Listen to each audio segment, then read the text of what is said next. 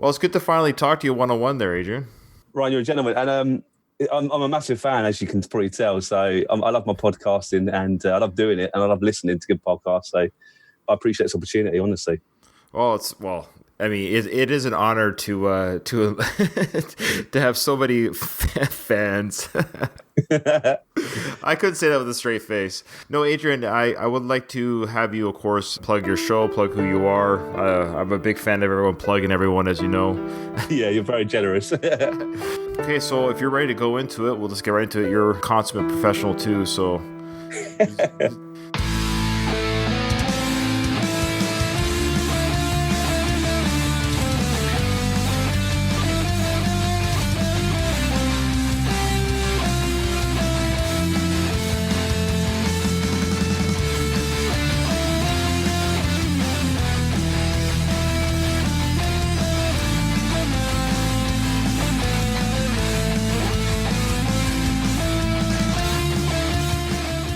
Welcome everyone to an episode of Going the Distance, the Rocky Series podcast. I feel like it's been a few weeks, well it has been since we covered Rocky 5, but it's been busy in the Stallone world where we had Rambo, so we did a Rambo Last Blood review, did our podcast crossover episode with Slycast and the Rocky Minute where we reviewed the Lords of Flatbush.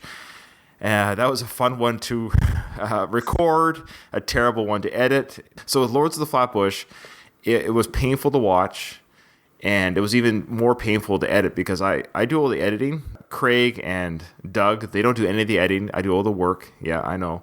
And I had to listen to the dialogue over and over again as I took clips from the movie and put it into our edit job. And it's a terrible movie, but I hope our listeners enjoyed it. Without further ado, I have with me a special guest host, Adrian Wallet from the Arcade Attack Retro Gaming Podcast. Yes, okay, there you go. Because I've listened to a few of your episodes of games that I like, but I'm not a huge gamer per se. So You listen to my show, which is very kind of you, and I appreciate it. And I love that you get to become a guest host today. So introduce yourself to the masses. It's a real honor actually, Ryan, because I meet our mates often. We do our Retro Gaming Podcast. I live and breathe gaming, but if you met my mates, they'll say, Adrian, man, he's obsessed by Rocky. That's all I talk about, going to the pub. So honestly, when I was searching for a new podcast to listen to, I do listen to a few gaming podcasts, but I like to listen to other stuff. Like I support Arsenal Football Club, for example. I listen to their podcast quite a lot. I love Arsenal ones. But Rocky is, honestly, it's in my blood. I love it. I'm just obsessed by the films. And true story, Ryan, when I was really getting into sort of podcast sort of game, I thought, maybe I should have a go at making a sort of a Rocky podcast. So I did a quick search on iTunes, and I realized there's a couple already there. So I checked you guys out, and I thought I can't compete with these guys. So yes, you can. Sure. Well, the Rocky Minute competes with us. No, I'm just joking. No, do you listen to the Rocky Minute? You don't have to answer if you don't want to. But I've listened to a couple, I have to say. But on it, it's hours in the day, isn't it? So there's only certain hours I can give. And I know. Yeah, no, that's fair. And Doug and Jason from the Rocky Minute, they're great guys. In fact, Doug, I've mentioned it on our feed before, I believe, but when Doug reached out to me, because we'd already had our podcast, and he was a very courteous type of like, hey, I'm doing a Rocky podcast as well. I hope we could be friends type thing. Like Paulo's wife and Drago's wife said before that fight, remember, I hope after this is over, we could still be friends. Exactly. No, as you know, Doug and I are great friends, and I can't wait to meet him in real life. Great success to their show, but the original podcast, of course, was the Slycast. They were the grandfathers of the Stallone podcast. So, obviously, with my name being called Adrian, the amount of times I've heard "Yo, Adrian," it's I'll be pretty rich man if that was the case. A pound for every time I shout at you. Well, it is a boy and a girl name, and Ryan, to be fair, is both male and female too. It wasn't that way when I was a kid, though. Yeah, okay, interesting. Most Ryans are male, but I met my first female Ryan back, over 22 years ago. And wow. Yeah, I was 19. She was working at a fast food joint. She was the cashier, and no word of a lie, her name tag said Ryan. And I thought, because you're supposed to have a name tag, that she had forgotten her name tag and borrowed a co-worker's name tag. Oh, wow. So I said that to her. I said, oh, did you forget your name tag? She goes, no, my name's Ryan. And I was devastated. I was like, wow. My name is nothing wrong with multi-gender names, but come on, And in fact, when I named my kids, I made sure I named all my children a name that cannot be unisex. Like one of my sons' name is Logan. Like, come on. Yeah. Paulie, though, that's the most masculine name, surely, or even Clubber Lang. Could you imagine? Right, Clubber. You imagine a girl named Clubber. Well, let's get right into it. We're breaking down Rocky V. What's your thoughts on Rocky V? I always defend it, actually, because I always had discussions in the pub, like, what's the best Rocky and so forth. And everyone says, Rocky V is a rubbish, can't stand it. And I actually think it's a good film. It's not the best Rocky. It's one of the worst Rockies, but it still actually holds up in my personal opinion. There's some flashes of brilliance in the film. For me personally, for example, the Mickey flashback, I had a big discussion with my friend Rob the other day, and he said, that's unrealistic. Mickey wouldn't say that. It's not in his character, but I think it's so sweet and it's just something so special about that scene. I often go back and watch it on YouTube a few times, which is a bit sad, but I do. No, I've done the same. You can't be a Rocky fan and not Google search that scene. Exactly. Yeah. It's interesting your friend said that it's not in character of Mickey. We don't see every interaction like in the movie world. Like, we only see what the screenwriters show us, but we have to assume that relationships take place outside of the scenes that we're shown as a viewer. Yeah, exactly. But there was some scenes, i.e. Rocky III, when Mickey was on his deathbed, he told Rocky that he loves him. Yeah. And he also told him before the Clubber fight, same movie, that he was really proud of Rocky. If he tells Rocky that he loves him, I love you, kid. That was the first and only time we heard it on screen that he expressed his love to Rocky, a true love for him. So if he loved him at that point, we can only assume that, yeah, sure, maybe a year or two later, or a year or two previous, he'd given him a cufflink. Yeah, I agree. And the fact he wants to give the cufflink to Tommy, or Rocky wants to give the cufflink to Tommy, it's so annoying. It's terrible. It's terrible, yeah. But a great plot device. No, it is. It's brilliant. So what's your thoughts on the fact that Apollo is wearing the same cufflink around his neck in Rocky II? Apollo Creed is probably my favourite character in the whole Rocky universe. I remember you listening to you dissecting it, going, maybe it could be the same set of cufflinks from Rocky Marciano, and I'd love to think it's all interconnected. It could just be a throwaway thing. It might just be just using props elsewhere. But I would like to think that Sly is a bright enough screenwriter that he connected that universe, but he didn't even make the connection between the zoo and Rocky II and Rocky I. So I don't know. Exactly. You remember he answered me on that. Oh, did he? Oh, yeah, I think you remember you saying that. It's incredible, isn't it? Yeah, that he just totally forgot about his own plot device about the fact that mentally handicapped people go to the zoo. And then he has Rocky propose to Adrian in Rocky II at the zoo. He didn't even think of the connection. Is that weird? It's a bit weird because he must have watched or rewatched this film so many times. You would have thought it would have clicked eventually. That's weird. Yeah. Maybe he did it on a subconscious level. That's the whole idea, but he just didn't make the connection on a conscious level. Like, oh yeah, the zoo, that is an important place. Oops. That's right. And I've said before that Rocky V has aged better. If you look at it just as a film, I'm not saying it's more fun than Rocky 3 and 4, but it's less embarrassing than those two, or it doesn't feel like an 80s movie. I love the classic 80s films like Commandos and stuff, but they got that 80s nostalgia, that kind of... They wouldn't really exist in today's world too well, I think, but it's all about nostalgia. I was watching Rocky V actually again quite recently. So they always show it in the UK on a channel called 5 Spike, and it always seems like the Rocky films are on, so I'm always watching them. And I watched this film with my wife recently, and she was so angry at Rocky V. It really got her angry. And she was like, Rocky's a terrible dad. He wouldn't do that. He's and I do actually think she's got some points, but I often defend Rocky because he's gone through the wars, especially with Ivan Drago. So I always try and defend him a little bit. Is he a terrible dad? In some ways, he's excited to do something in the world of boxing. And of course, it's cliche, but he's seen a second life in Tommy. He's not able to step in the ring, but he's able to use all the things that he lost with Mickey. He's able to transfer that onto Tommy. The things that he loved about his relationship with Mickey, he's able to give to Tommy. And Kyle and I have talked about it where, let's be honest, the kid is nothing like Rocky. And so it's hard for him to connect with this child, even though by blood they're related and he loves his son, but they wouldn't be friends outside of their family relationship. I'd agree with that. It's almost like friends, like childhood friends that you meet them maybe 20 years later, you have nothing in common. It's sad, isn't it, in a way? I've got 3 boys. They're very different personalities, but that's what makes them special, really. I've got 5 sons, 6 kids and 5 sons. I would say that, and I won't name any names, it's not important. I love them all the same, but yeah, there's definitely some children I get along with as a human being better than others. Like, it's just like any relationship. Some take a little bit more effort than other relationships, yeah. Well, in my day job, I'm a teacher, so I deal with teenagers 5 days a week, and you meet so many different characters, and you have to, some you get along with, others you have to be very professional and just push them in the right direction. I love Rocky. I think he's a real great guy, but he's gullible, and I think you or Carl mentioned that. He's not he's not mean. He's not a bad person, but he sometimes gets his head lost in the trees a bit. Yeah, he misses the cues. He misses social cues. Okay, so we'll get into the scene right after where Paulie says, "I should have went to Miami when I had the chance." What's he talking about here? What chance did he have to go to Miami? Probably before he got himself and the family in the financial trouble. Maybe he's thinking a few months ago when the money was rolling in, possibly. But who knows? It's a weird line to write because it indicates there was some sort of discussion, maybe, or something where he. Yeah. Yeah. You want to talk? Let's talk. I thought we were supposed to be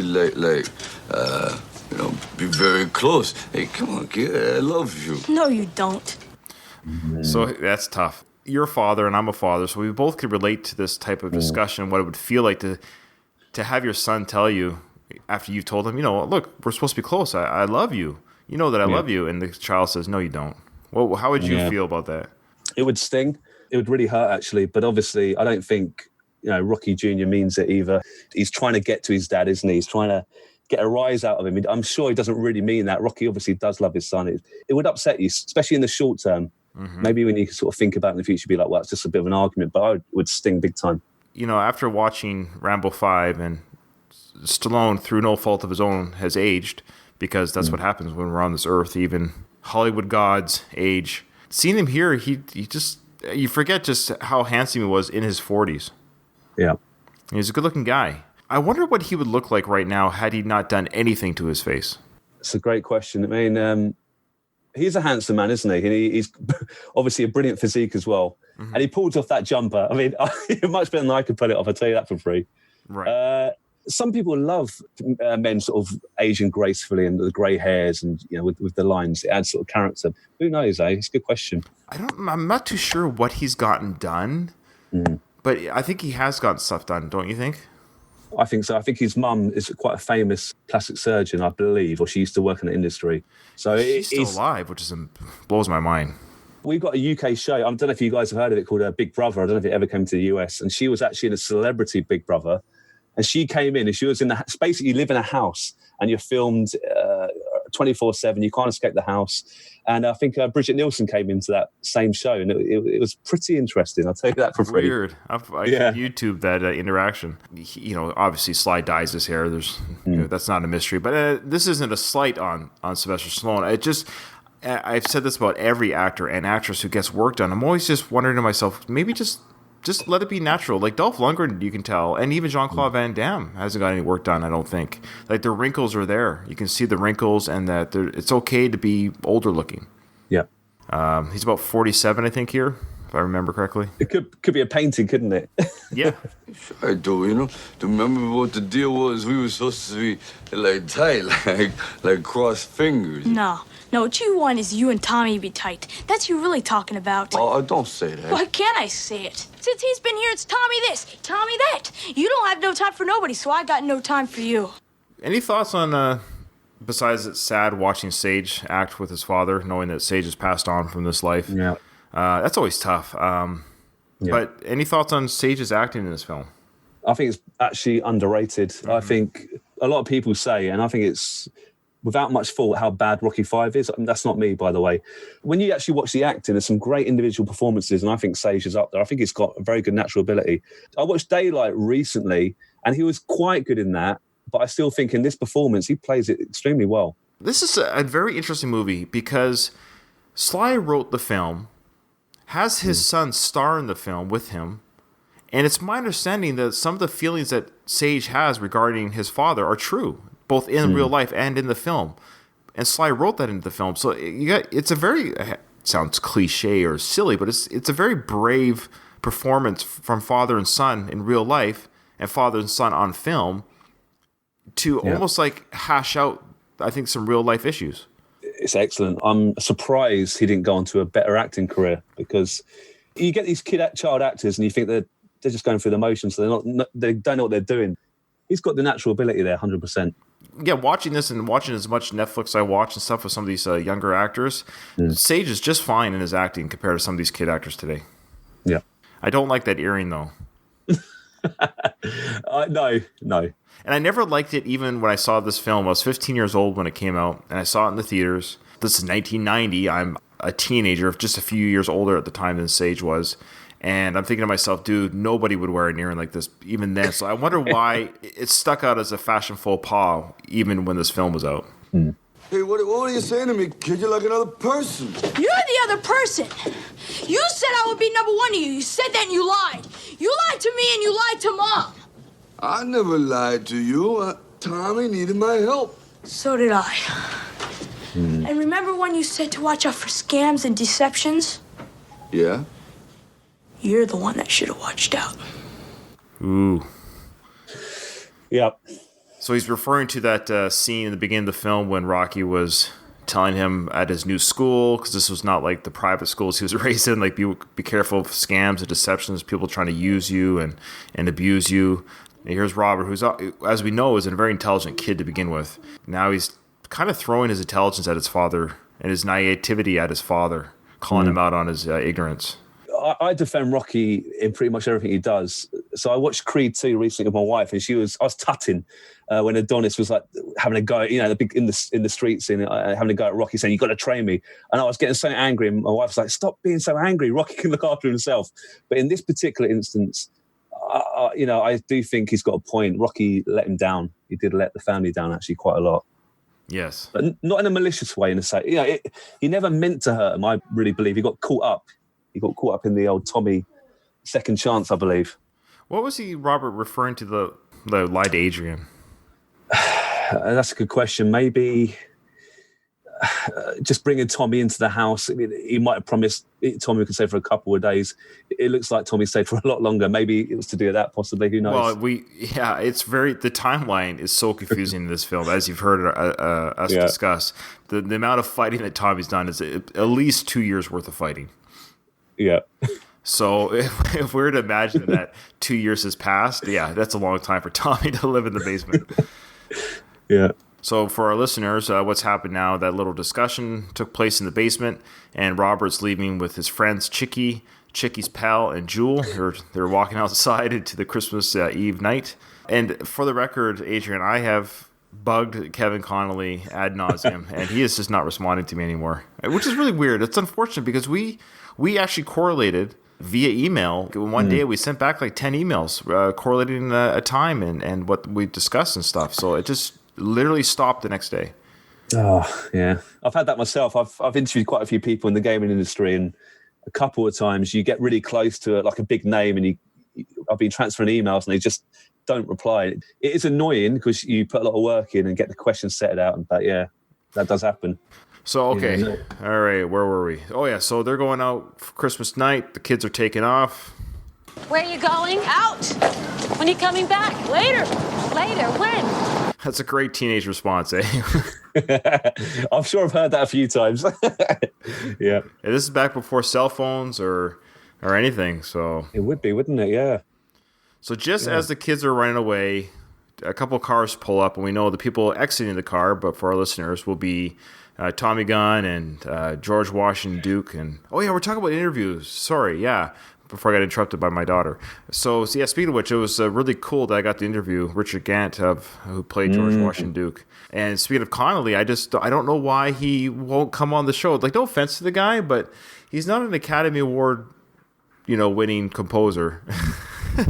I wonder why he's too busy. It's weird to me. Because it's an hour of your life. You're obviously going to talk to someone who's going to be polite to you and passionate. So why not? come on the show. Season's greetings, Mrs. Bellboy.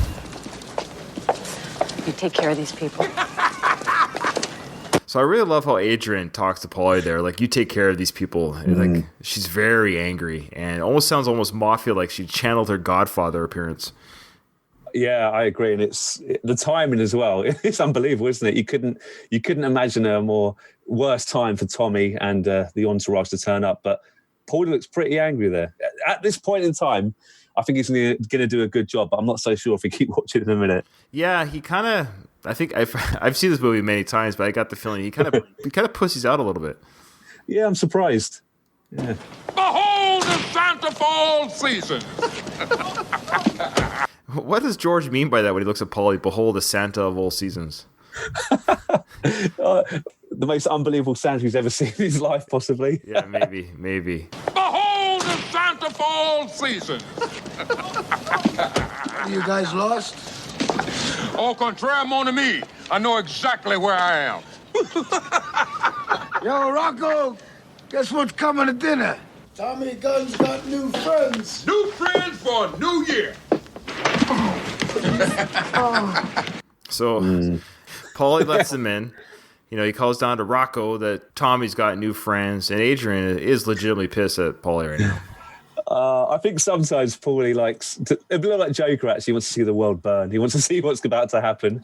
Maybe he wants to see Rocky just punch George here. Maybe. Yeah, possibly. Paulie likes drama at Christmas. You want the bird? Go and eat the bird. Go out, yeah, I agree. Eat the birds, or yo, Paulie, it's cold outside. It's cold outside. Exactly. Nice dream. Charming. Hey, Tommy, how you doing? Merry Christmas, my lord. Greetings. Even when Rocky sees Tommy in his house after all this drama, there's a little part of him that's just happy to see Tommy. Oh, Tommy, how's it going? He thinks at this moment something could still be salvaged, even though George Washington's Duke there is grinning ear to ear and being all smarmy. I wonder if Rocky's really quite unstable mentally at this point at time, like almost a bit depressed, because he was so big, wasn't he? He's the champion of the world, multi-millionaire. He's lost everything.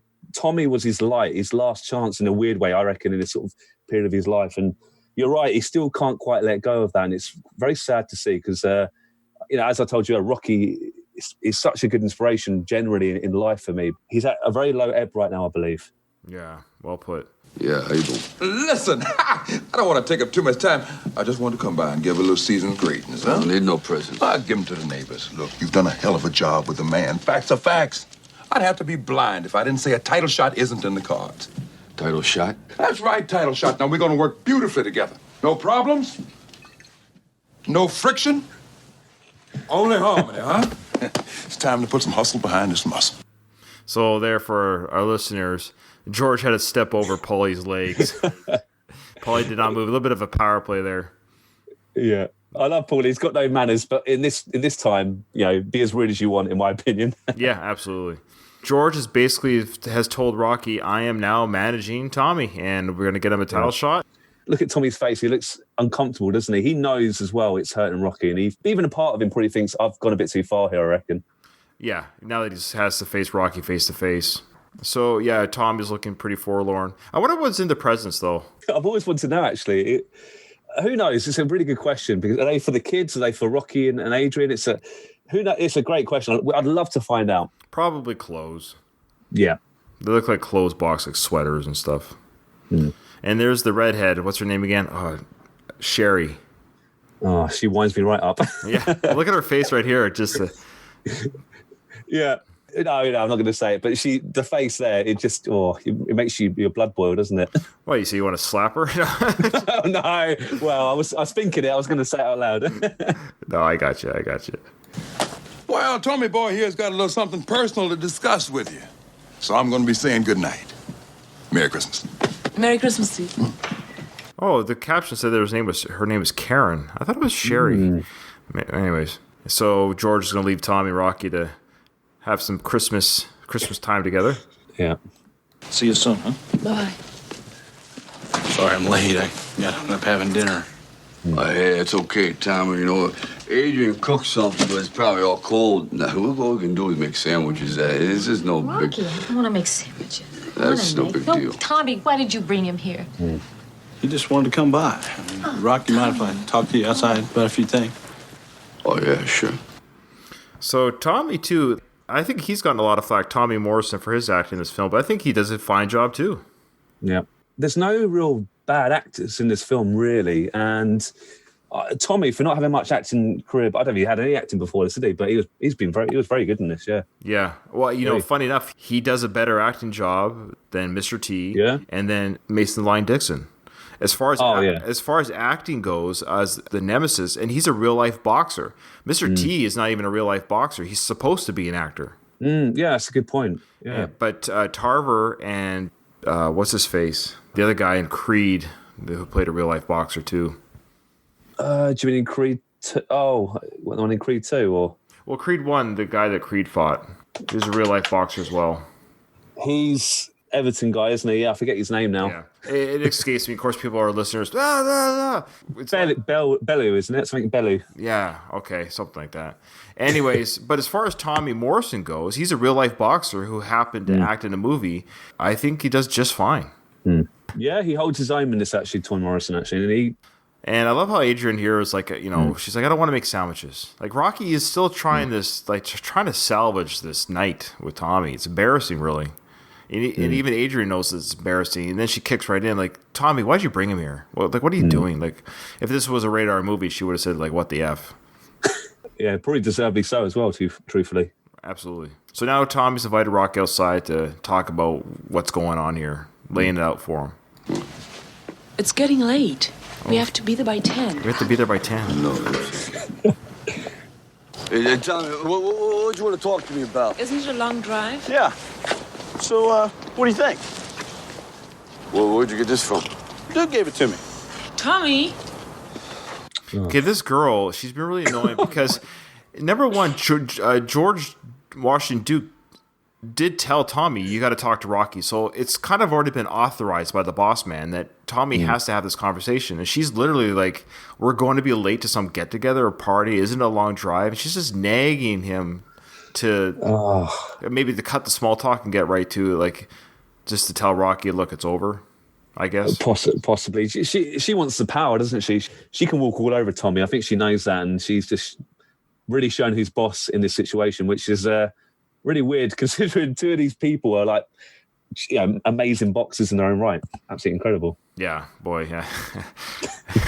If she was Tyson's girlfriend. No, I'm just joking. Hey, maybe you want to give this thing back, Tom? And I knew it. I knew you were going to say that. Give it back? Why? I mean, the guy likes the way I fight. It's almost 10. All right, we'll make it. Yeah, I know, but, you see what he's doing here, Tommy. Hey, don't let him put nothing between us, okay? We got something good going. Put like what? I mean, the guy was just talking about getting a shot. Well, we don't need him. You know what I mean? I mean, you're going to get a shot. You're going to be able to buy 10 of these things here. Rock, when you going to wake up, man? We're watching the parade go by. What parade? What are you talking about? The What big parade? time. Man, the way I'm going, I'm not going to get a shot at the title for a long time. Listen, Tom. Man, I've got a perfect record. I'm 22-0. Where's the money? Where? A couple things have been pointed out here. So we know that he's fought 22 sanctioned professional fights. He's 22-0, and we did ask the question in an earlier episode, Kyle and I, like, we were wondering if Rocky was getting any money. They must be getting something, but so maybe Tommy's talking about the cocaine type money. Yeah, there'll be some money filtering in, wouldn't there? But it's not making the huge bucks, because if it was, Rocky would have moved out by now, you'd think. He wouldn't stay in this neighborhood, you'd assume. But maybe it's enough to keep the bills being paid, for example. So how many fights does it take to get a shot at the title? Do you know anything about this? I really don't. As I'm a massive Rocky fan, but I don't watch boxing too often. But 22 could be possible, couldn't it, I suppose? George Duke says it's very possible. But Rocky's not so dumb. He understands that money is a good thing. He's not the most intelligent person in the world, but he's not a moron. He knows that money is a thing that people desire and want, especially if they're good at something. And so he even told Tommy, like, once we get there, you'll be able to buy 10 of these cars. Like, basically, don't sell your birthright for a bowl of porridge just yet. These things can come if we do it the proper way, the ethical or the hard-working way, not the buy now, pay later way. Maybe because Rocky, it had to take ages, didn't it? He had to go through loads of ups and downs. He had to get the chance from Apollo. His career, it was a long old slog. Maybe in a weird way, he's trying to sort of transfer that onto Tommy, saying, look, he's really trying to live in his shoes, and maybe that's not healthy for Tommy in a weird way, but maybe that's what Rocky's going through, really just passing on his past onto Tommy possibly. Right. Man, we haven't made any serious money yet. Oh, there we go, right there. He mentions it that they've made money, but it's not been serious, according to Tommy. And then he goes on to say, we won't without the man, in case I missed that. And we won't without the man. I ain't talking about the money. Look, the money is gonna be there, but I'm talking about your rep, Tommy. Don't sell out. We don't need this guy. Listen, Duke is a wonderful man. Put the top off. Hey, forget about the top, would you? Such a weird thing. I guess it's cold outside. You know, the top is down. They're having a conversation in a convertible car in the middle of winter. Yeah. They're both wearing, I would assume it's real fur coats in the movie, but I don't know if they're really fur coats in real life. But they're wearing these fur jackets, and she's got this big fur jacket on. You would not see anybody wear that today, I don't think. No, 100%. At least it was fake, unless it was fake fur. But I wouldn't even wear fake fur in case people thought it was real. Yeah. I'm signing papers with the man tomorrow. Oh, listen to me, Tommy. You sign them papers, you're like his property, so you got no control. You know, this is a dirty business. It's full of these thieves and gangsters, you know, and they promise every good young fighter who comes along, they promise them the world, and they suck them dry, and they leave them when they ain't worth nothing. They leave them in the gutter broke, Tommy. That's the way this business is run. Stallone, of course, is the writer of this film, and I believe he loves the world of boxing in general. And he is speaking to the condition that boxing was in at this time and has been in for a while. Yeah. That it uses and abuses these young kids. Again, I'm not a big knowledgeable person about boxing, but it's I know this was written during the time of Tyson and Don King, of course. George Duke was patterned after Don King, obviously. They're really throwing it into the boxing face of it being a corrupt business. Watching this is so sad. Watching, you know, an important person almost beg. He's better than that. No one should beg in that situation. It gets me quite upset, really, truthfully, seeing Rocky. I don't think he's had his low points in other films, but has he ever really begged before? Absolutely, no. It's not nice to see. No, he's pleading because he knows he's losing. Yeah. He's losing Anakin to the dark side here. Yeah, you were the chosen one, Tommy. I am your father. Yeah, absolutely. Look, the guy's like Duke. You know what he is? He's a vampire. He's living off your blood, Tommy. You know, the thing I'm trying to do is what Mick done to me. He tried to keep me away from the dirty part of the business. But what I'm trying to do for you, man, I ain't you, and you ain't Mick. Man, when are you going to understand that? When are you going to understand this is a business? And a business you need... What, brains? You said that, not me. Is that what you're saying? You're saying I got no brains? Look, Rocky, you took me as far as you could, but Duke gave me my title shot. You didn't. And if you want to keep training me, then do it. But if you don't. But it's my way, it's the highway.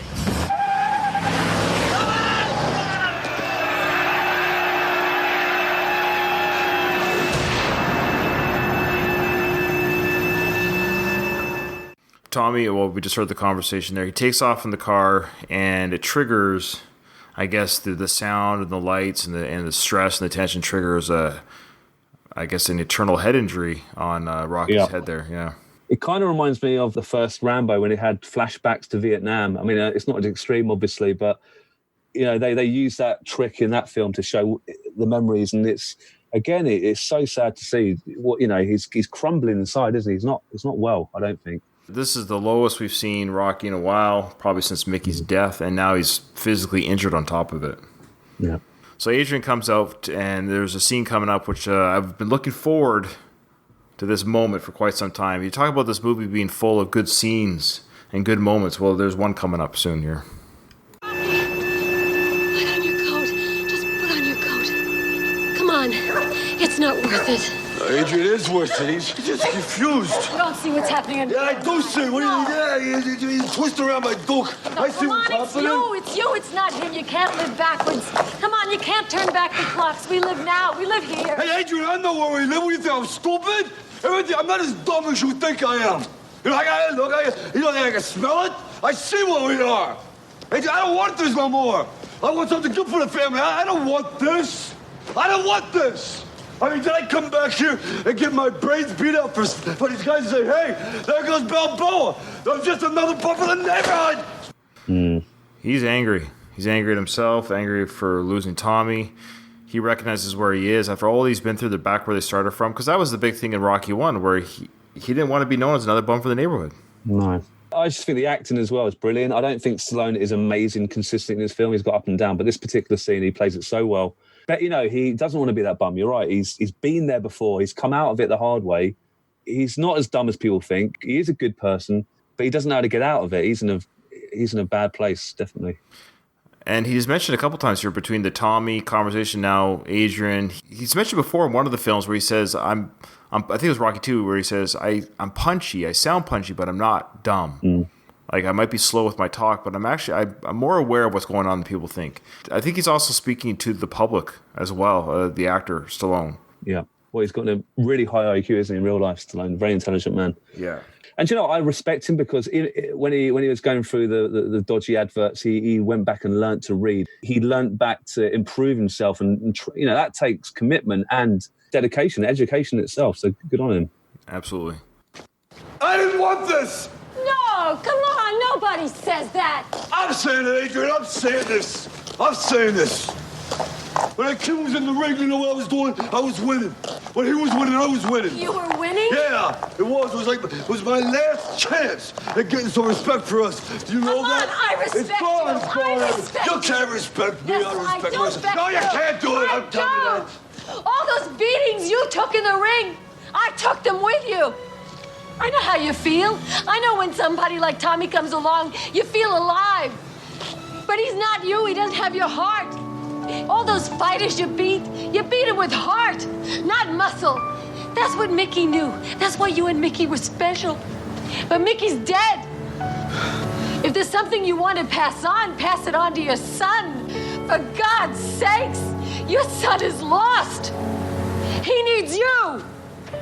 I know Tommy makes you feel great. He makes you feel like you're winning again. But you're losing us. Rocky, you're losing your family.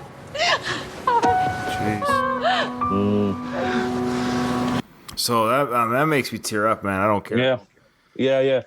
There's three scenes in this film that make me tear up. It's the Mickey flashback, this bit, and a little bit later when Paulie gets knocked down. It's great. I love this bit. And Talia Shire, what acting as well. It's unbelievable. The amount of time she's there to rescue Rocky. It's incredible, isn't it? This scene. Yeah, the heartfelt. Yep. You know, what she knew what she had to say to get Rocky out of the stupor. I think watching this when I was young, it didn't really hit me as hard. But as you got children, as you understand that maybe sometimes you could have done a bit more for your child in this instance, this is a massive influx of energy here, but it hits you a bit harder. So I agree what you said earlier, Ryan. This film has aged well. I think it ages better when you grow up yourself and you have your own kids, for example. Absolutely. And what she says there, I missed that when it says your son is lost. Again, as a father, as a parent, hearing that and hearing your spouse say or admit out loud that your child is lost.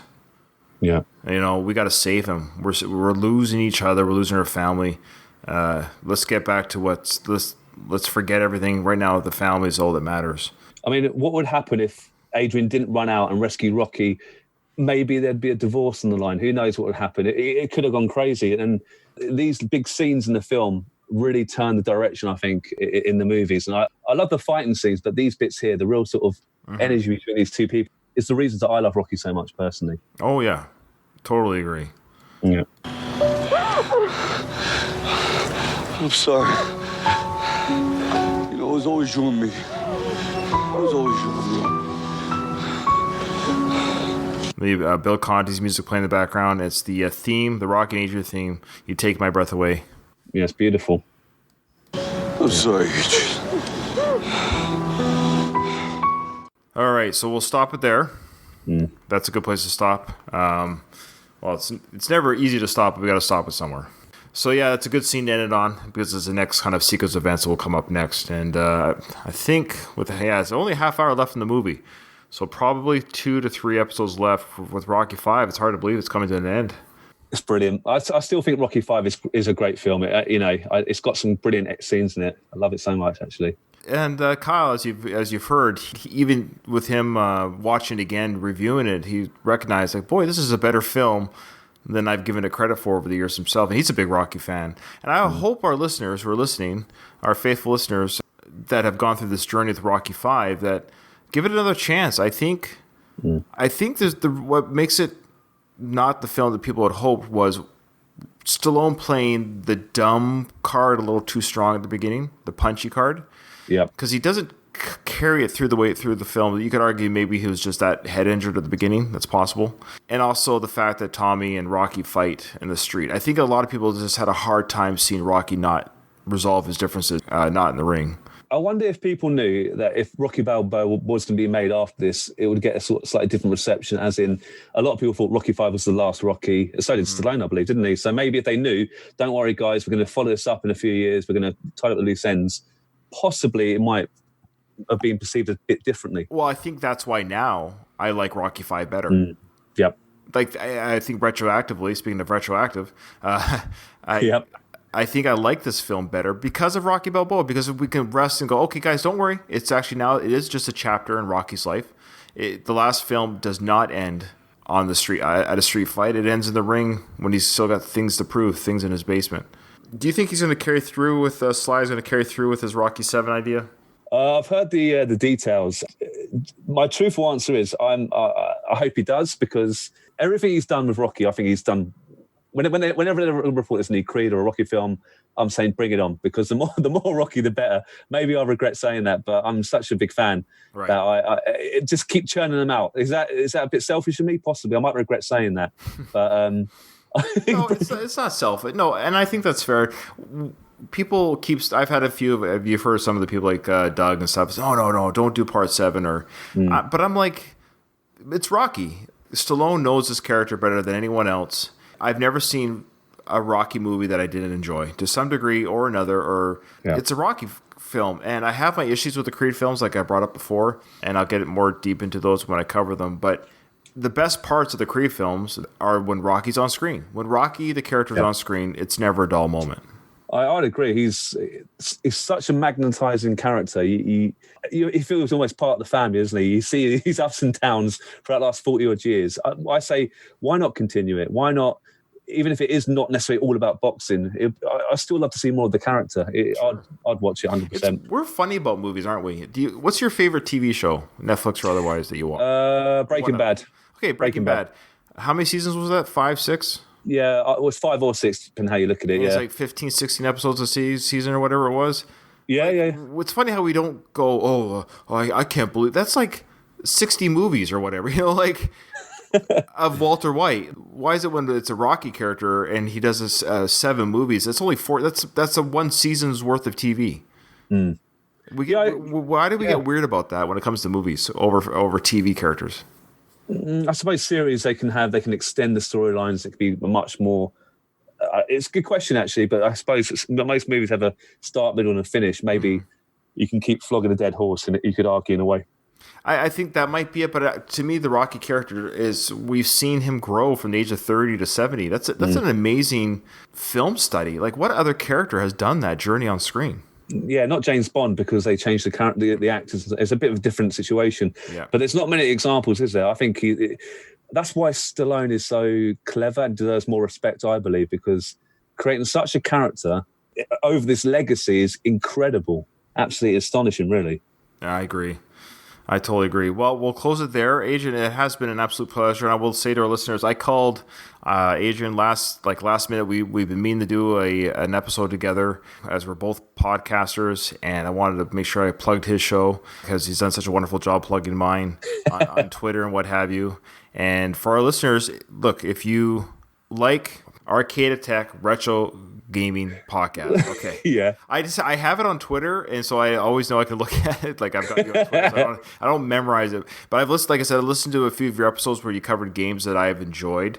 Because I'm not a big gamer, I wouldn't listen to anyone talk about a game I don't play. But the first one I listened to was your coverage of the Rocky game, which I legit played on the Sega Master System when I was 14 years old.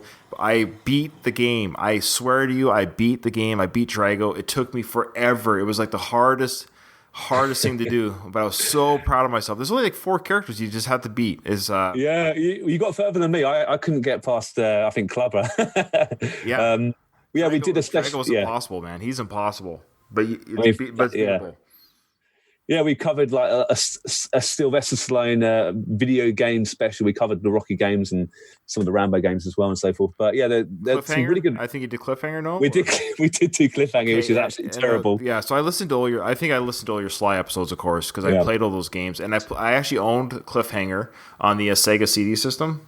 Oh, there you go. And it is a horrible game. And I remember playing it, and because I'm such a Sly mark, I'm such a mark for Sylvester Stallone, that I bought the game and I played it, and I don't think I got very far because those snowboarding sequences are just absolutely.